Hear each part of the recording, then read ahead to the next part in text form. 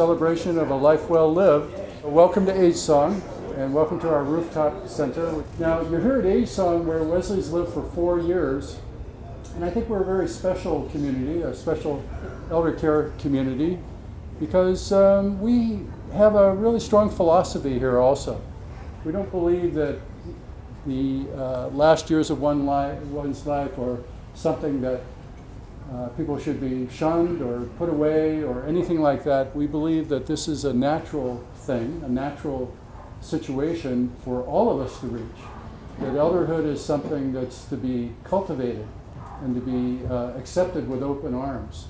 And I really like what Swamiji said today about when people forget. It's kind of like nature's way of just having the memories, the mind let go. And isn't that what we look for in meditation? Yes. Don't we try to become empty of all thoughts and of our ego? So Wesley, our friend Wesley, maybe he's ahead of us.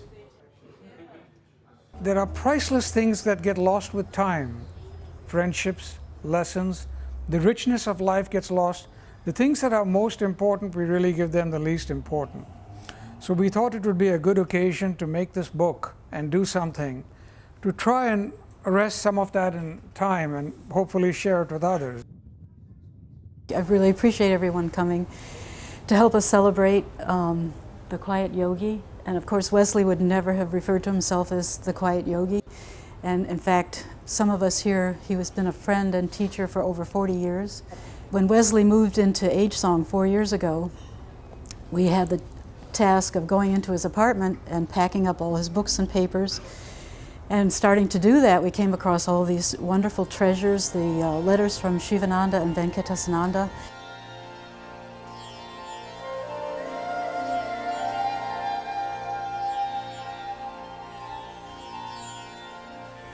And evidence of his own personal practice and letters from the prisoners that he taught at San Quentin. Just all of these treasures.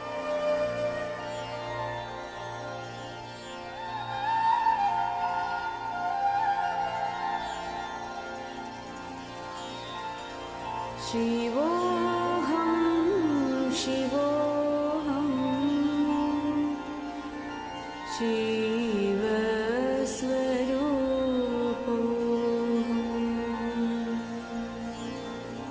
Shivoham, Shivoham, Shivaswarupoham.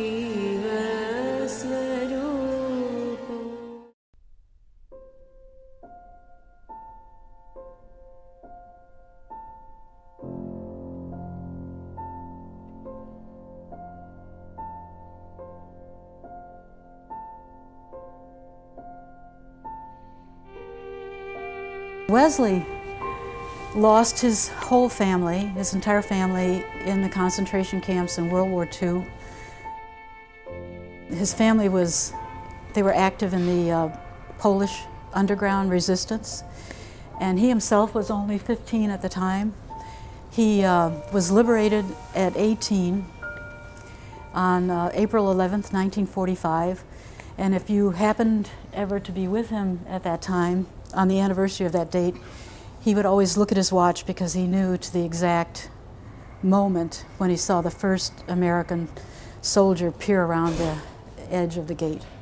Once he was liberated, he spent a few years in refugee camps until he was able to emigrate to this country. He first landed in Flint, Michigan. He came across a book by Swami Shivananda from the Divine Life Society in India, and it changed his life. It changed the direction of his life. He wrote to the publisher of the book in India. And the publisher forwarded his letter on to Shivananda. And the next thing Wesley knew, he got a box full of books with personal instructions from Shivananda himself about how to proceed with the practice of yoga.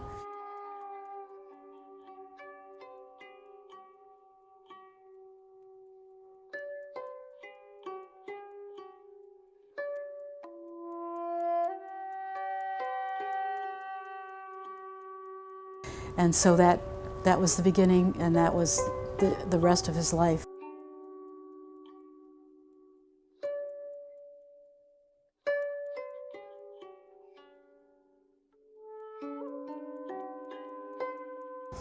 I myself met Wesley in 1970 at a yoga class in Mill Valley. I remember thinking, this man knows something, and whatever it is, I want to know it. Yoga is the underlying unity which exists, the discovery of the oneness that already is. And Wesley saw that oneness in a practical dimension as the whole of life. From that group and some other friends, he initiated a satsang group in San Francisco. We read the Bhagavad Gita chapter by chapter. We'd read a chapter, have some discussion, have some meditation, and then go to Wesley's apartment on Hyde Street, and there we would have coffee and some wonderful dessert that he would make, often mangoes and fruit and yogurt, and just that was a big part of the whole thing. And we did that for almost 20 years. He lost his whole family. But as I look at it, there was a closure of one chapter, but he embraced a full new family that was waiting for him right here when he came here. So through Wesley's life, if you look at every episode carefully and discern how he lived, how he looked at change that came, and what we call positive change, negative change, a new way forming, or an old way abruptly ending, relationships, friendships, interests that we have. How does a man or a person handle himself when we come through these moments where life has a different choice for you? When he was finally able to retire, and he was finally able to go to Rishikesh, and after that he went to Rishikesh to this Shivananda Divine Life Society ashram twice a year for 12 years.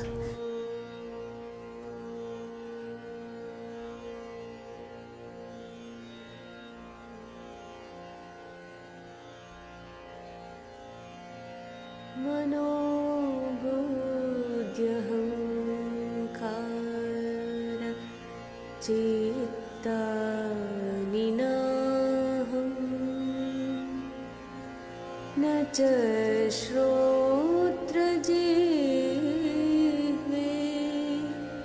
न च घ्राणनेत्रे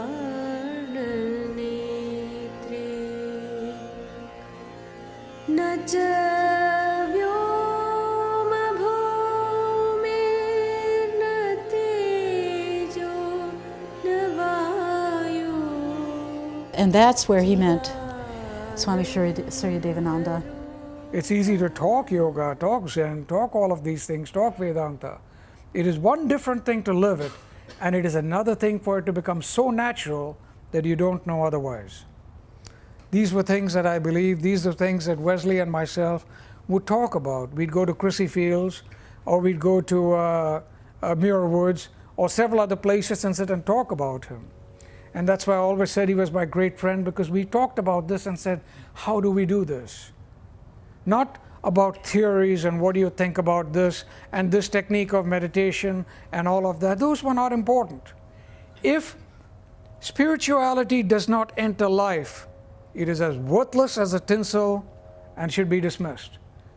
When spirituality enters life, life enters spirituality.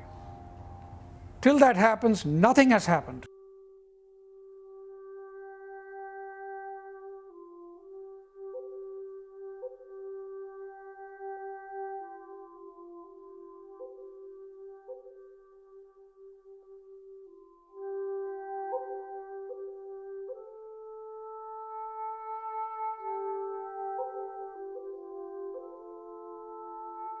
And we always think of Alzheimer's as something lost. But I never saw that with Wesley. It was more like something gained. He had forgotten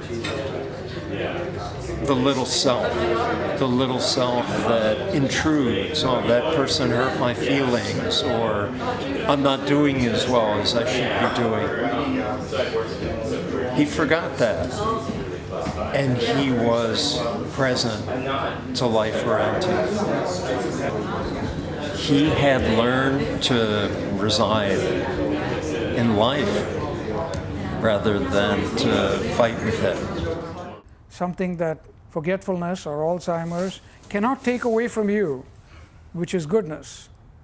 He didn't forget that early. And those are things, when we have the full capacity of memory, that we forget sometimes. Forgiveness. One day Wesley said, I never thought the mind would slip before the body does, or before the body. I thought it's the other way. And then a little while later he mentioned to me, it's not a bad idea. It's been a lifelong, wonderful, wonderful association, and he influenced many people. And seeing all the letters from Shivananda and Venkatasananda, we realized his own very, very intense practice. But he really, really influenced so many people simply by being who he is and by the life that he led, the extraordinary life that he led, and being very, very not saying much at all about himself, and just, and it's still happening. I mean, he's still influencing people.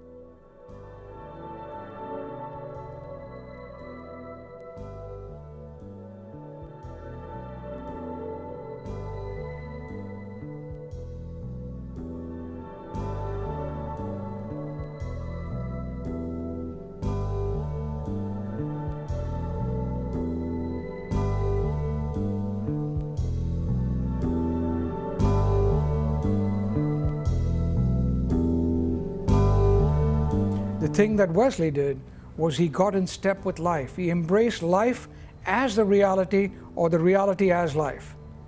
And he said, then you just drop in meditation. You don't even have to try. Because all day you've been living a meditative life. And when you come here and sit, you get embraced immediately.